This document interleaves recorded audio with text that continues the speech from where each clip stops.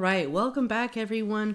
In today's training, we are going to be going over the clients tab. So today we're actually going to be adding a new client into our system.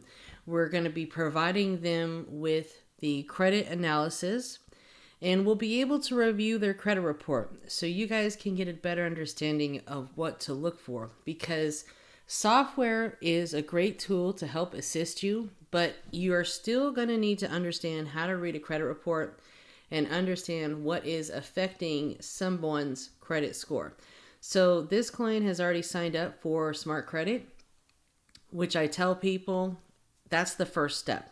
I don't even really want to talk about much more until we get your credit reports, because your credit reports are going to tell me everything that I need to know. And if you want to move forward with service, great. If not, we don't really have much to talk about until you sign up to be a client, because I'm telling you at this point, you do need credit repair, or maybe you need trade lines. Whatever the case may be, they would probably need to sign up for some sort of service or purchase something to move forward with you, because you don't want to waste your time with people who are not interested in your service.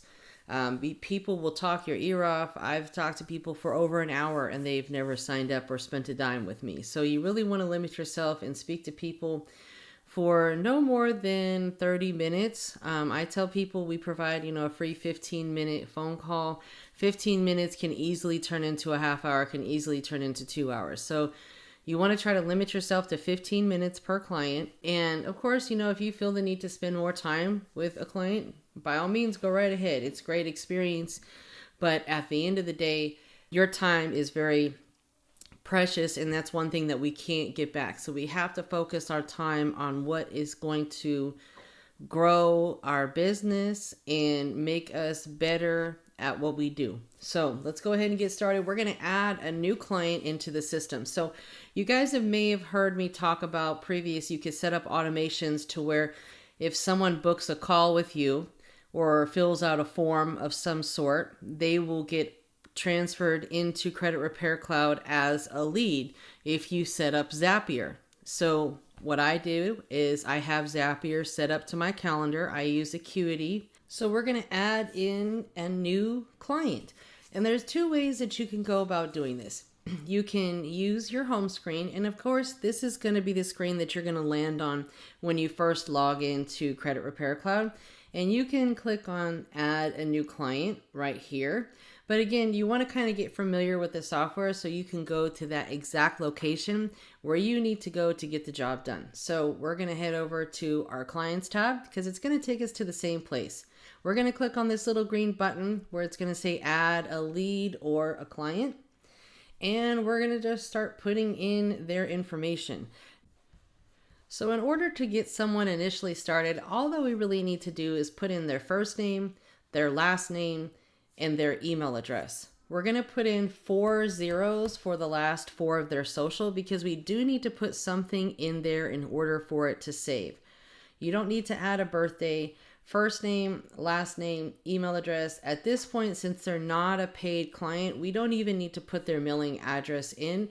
We only want to fully onboard somebody once they have made a payment, okay? If they have already paid you, then of course we want to put in all of this information, last 4 of their social, date of birth, their mailing address based on what is provided on the proof of address that they would submit. That could be a utility bill, a bank statement, any sort of statement that they have with their correct name and address located on there, okay? We don't need to put previous address. We only want one address. We only want one name. We do not need a middle name. We just need first name, last name. Less is better, okay? Status. In this case, I'm going to put this person as pending sign up / payment, because we are providing them with a free credit analysis. They've already expressed interest in signing up.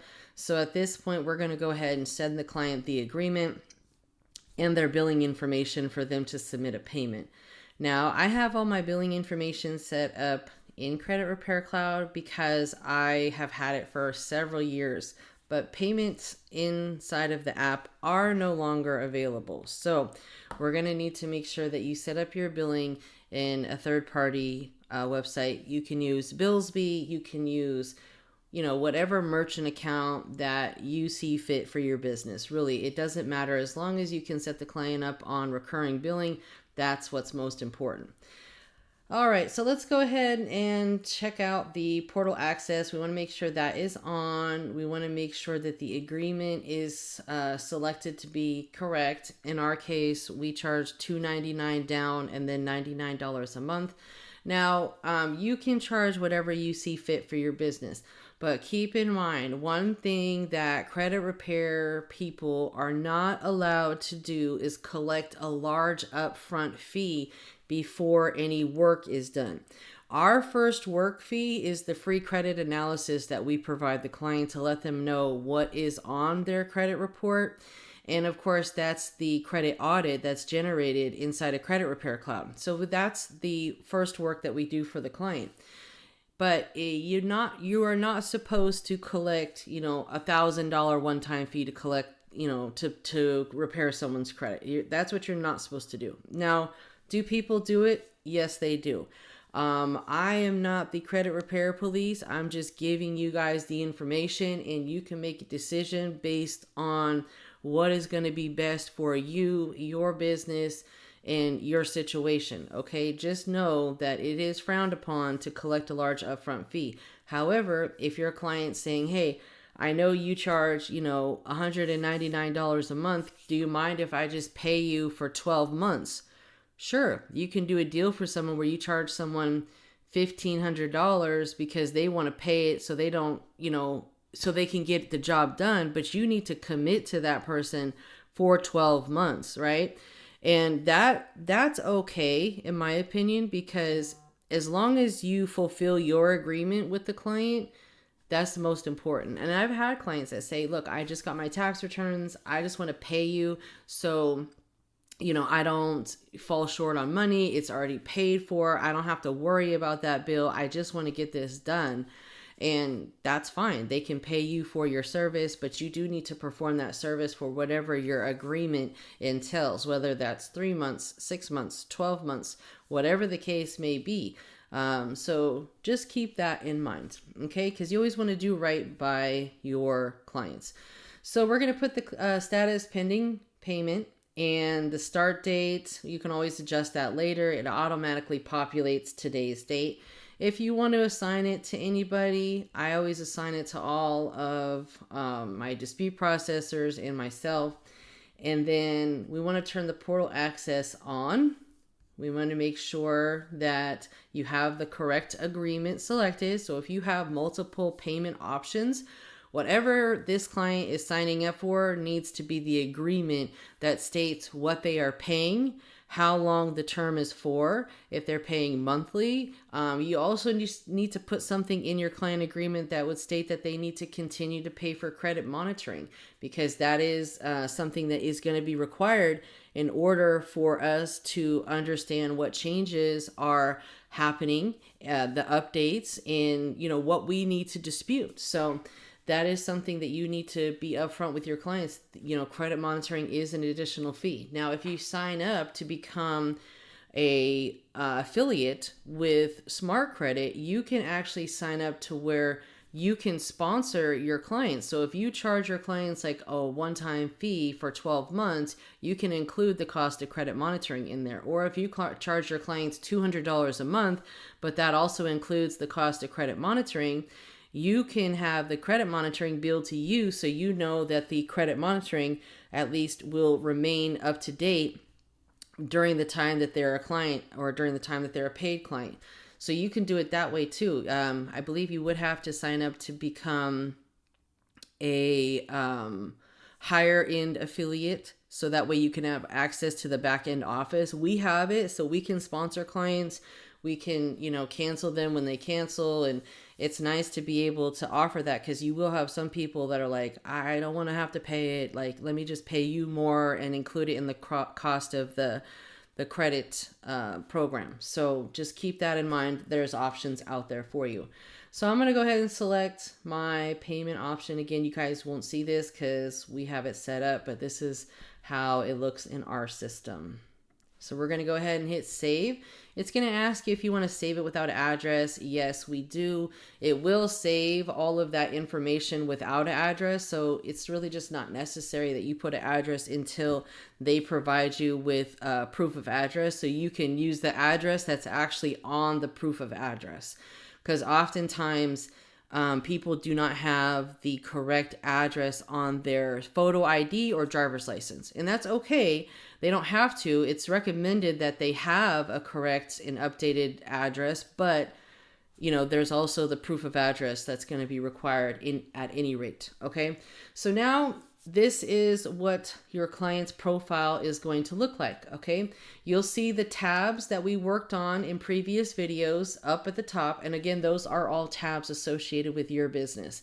We have our second row of tabs, and these tabs are primarily going to be related to this particular client. Okay.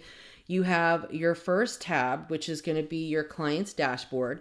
And this is kind of like your home dashboard for your business, but this is for the client, that your client's account that you're actually in. And in this case, you can pretty much get to, you know, many of these tabs up here right from the dashboard. So at this time, we want to go ahead and we want to import the client's credit report and provide them with a free credit analysis. So there's two ways that you can do that. You can hit the little green button right here that says report/audit. Okay.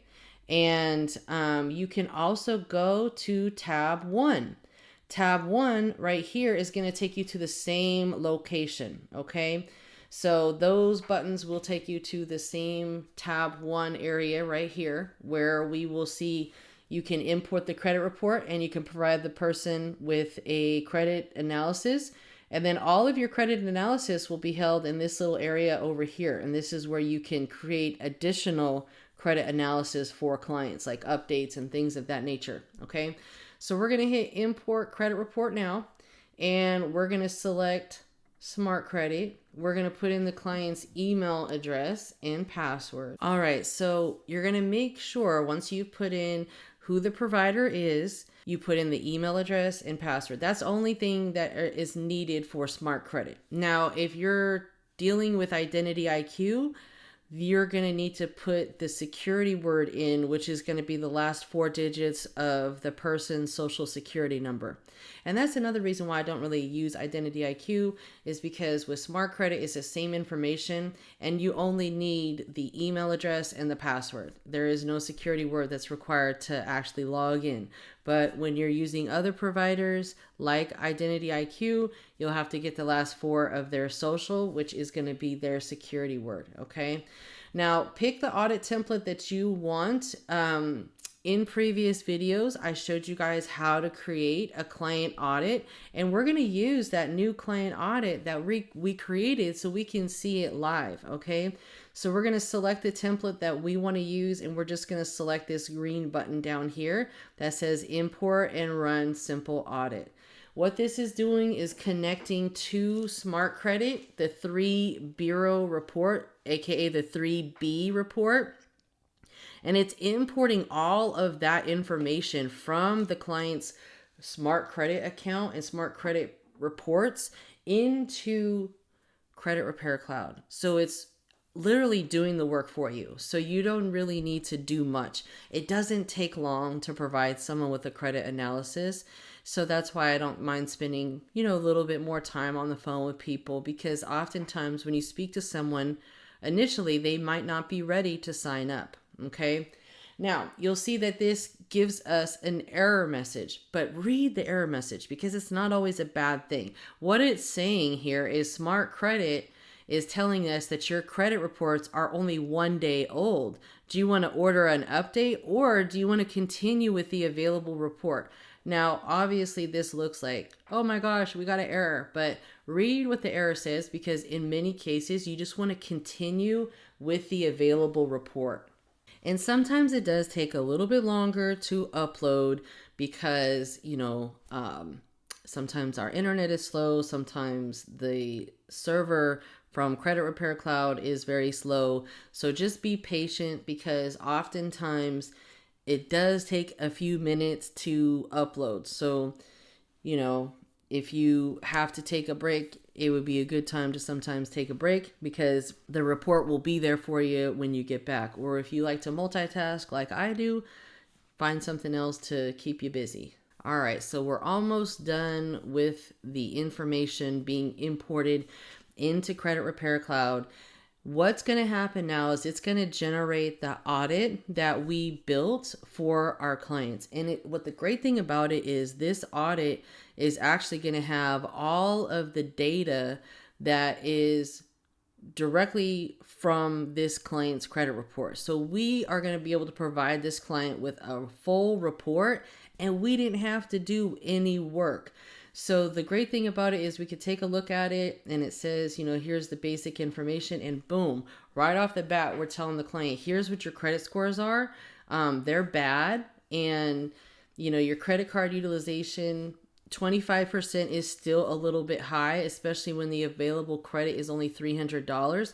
We want to advise all of our clients, when they're first starting to build credit, they need to keep all of their credit card balances below 10% of the available credit limit. Okay. You never want to have a balance on more than 2 credit cards, especially when you're first building credit. It's okay once you have established credit, you have over 10 credit cards, you can have balances on a couple cards, like 3, maybe 4, right? But you never want to have balances on more than half of your credit cards. So just keep that in mind. You do not need to use secured credit cards. Okay, they're already secured. The banks already have your money. They're not going to close your account due to inactivity.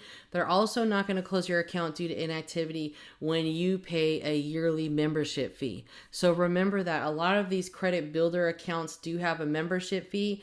More likely than not, they want to collect that membership fee from you every year, so they're not going to close your account. As long as you're willing to pay that membership fee, they're willing to give you a line of credit. So it's kind of like an even exchange. Don't feel like you have to pay or buy something on that card just to have activity. You want to use that for cards that are with good banks that you're trying to build a relationship with, like credit unions. Navy Federal, they have a secured card that you can start off with. Use it properly. Make sure that you're never using more than 30%. You can literally use it and pay it off like the same day or the next day, and just use it and pay it off. So that way your balance is never more than 30% of your credit limit.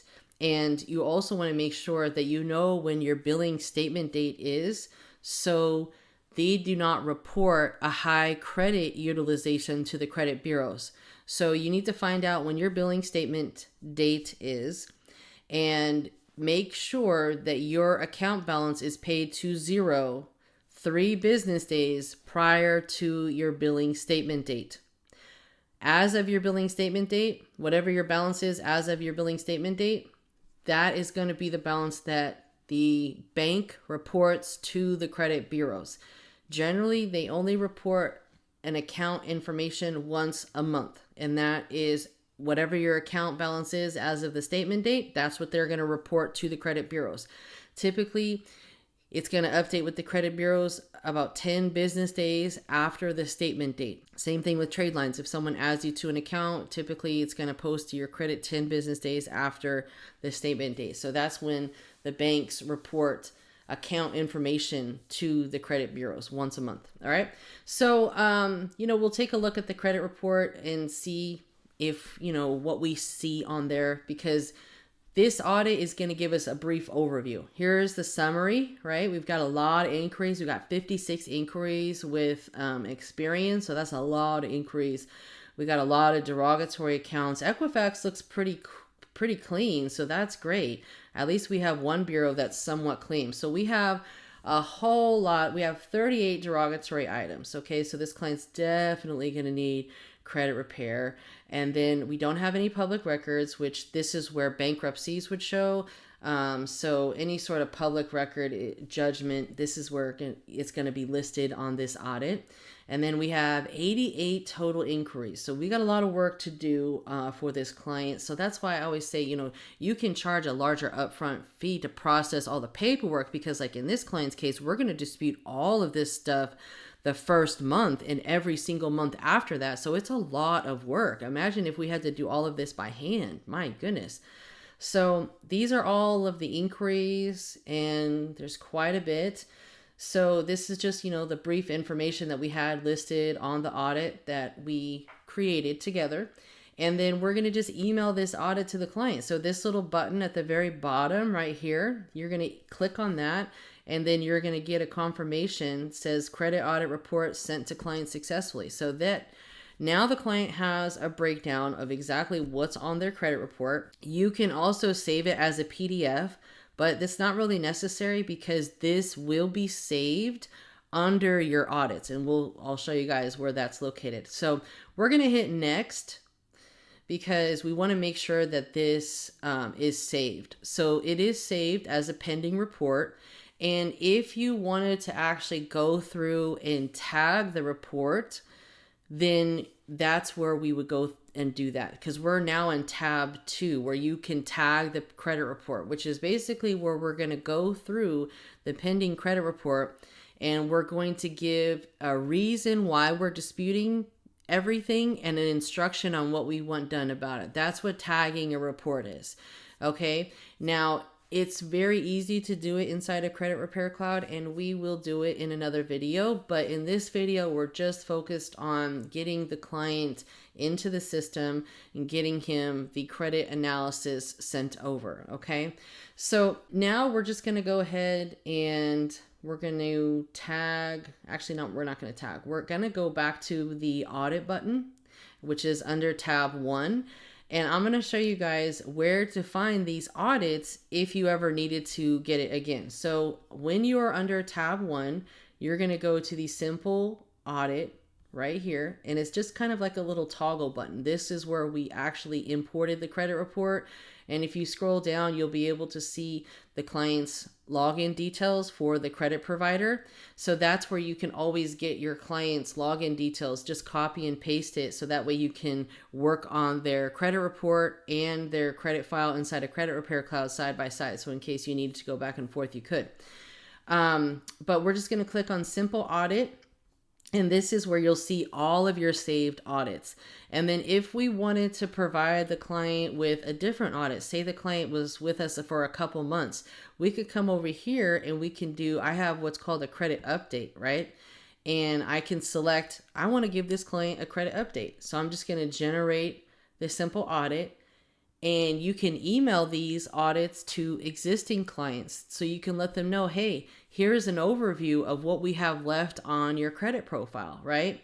So it's just a bit different. I'm not going to email this to the client, but I'm just kind of showing you guys, this is where you would find all of the audits. And this is where you can actually generate a new audit for an existing client. So let's head back over to the dashboard, and I'm just going to give you guys a few tips here. So you'll notice that the credit scores are not being shown on the dashboard. And the reason behind that is because the credit scores are not going to be shown until you have actually tagged the credit report and you have saved it. Once you have tagged the report and you have saved it, you will then see the credit score saved as of the date that you completed that task. So that's the reason why you don't see the credit scores. And of course, you're not going to be able to generate the letters until you have tagged the credit report. So the step 1 is to just import the credit report just like we did. Step 2 is tagging the credit report by giving them the reasons and the instructions on what you want done. The reason can be this account is invalid, this account is unknown, this account is fraudulent, this account is, not mine. Whatever the situation is, that's your reason why you're disputing it. And then, of course, you're going to give an instruction. I want this account deleted from my credit report. I will sue you if you do not remove this account from my credit report. Something to the effect of, I want this deleted from my credit report, right?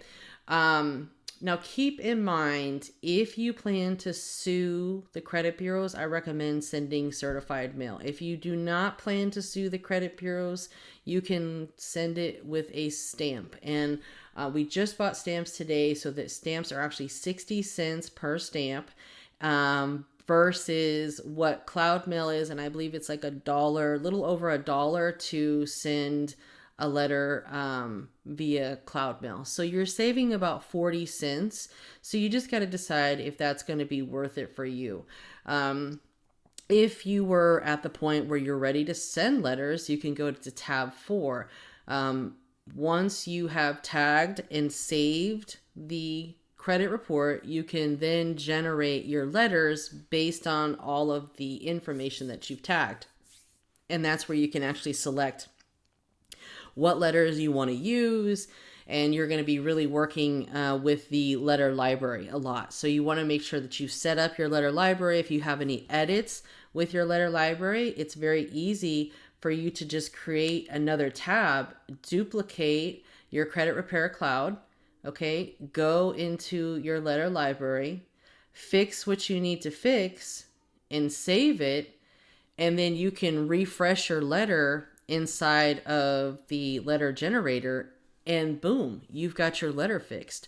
I always recommend people be proactive about things. So like I did just here, I just went to a separate tab, duplicated my tab, and I will be able to access my letter library, edit whatever letter I need to, because sometimes we'll see errors. Sometimes it's not formatted correctly. So I can edit it real fast, and then I can go back into my original tab where I'm working on the client and generate the letter. So that way you don't lose your space, because as you know, when you are in your letter library, you don't see your client's information, because this is all your company information. So you're not going to see your client's information unless you go all the way back to clients, find the client's profile, and go back into that client's profile. So this is an easy way for you to kind of be, more proactive when working inside of this app. So that's pretty much it for, just adding a client in who is wanting to, get a free credit analysis from you. We've emailed the client the credit analysis. Then we can now follow up with them via text, like, hey, I just sent an analysis. Let me know when you're available to go over it. And we can go over it with the client. Let's go ahead and log into the credit reports so we can actually go through the credit reports together, so you guys can get a better understanding of, how to read a credit report and how to go about advising a client what they should and should not do. So we're done with entering a client. Let's move on and get on to our next training.